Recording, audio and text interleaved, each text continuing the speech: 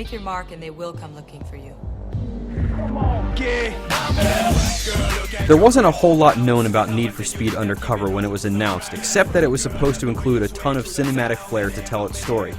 Taking a page from the American classic that is The Fast and the Furious, an undercover cop is charged with cleaning up the seedier parts of illegal street racing.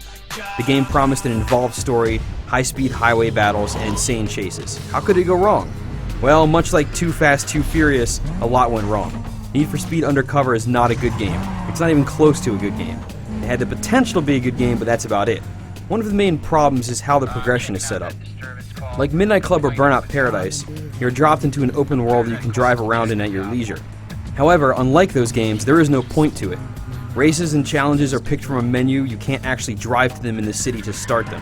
There's also nothing interesting to find in the city. Once you start an event, many of the races are closed off from the rest of the city, which means you don't even have cross-traffic. About all you do is get chased by police in sparse pockets of traffic when you're not in a race. Wonderful. The game also has a host of technical problems. Light textures pop in, shadows move according to the speed of your car, and the game just isn't all that great looking. Even worse is that the frame rate is all over the place, especially on the PS3. Parts were borderline unplayable because of this. The upgrade system is also weird.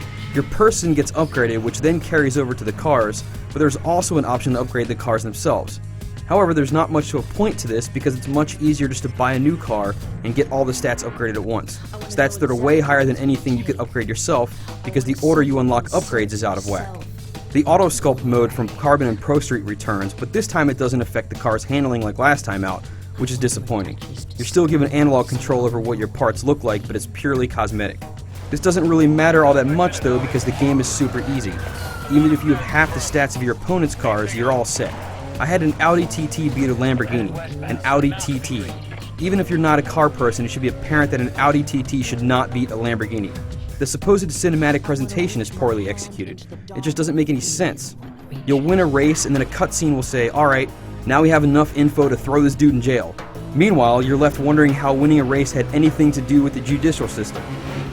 It's clear that Undercover was made for a casual audience and a lot of it was watered down because of it.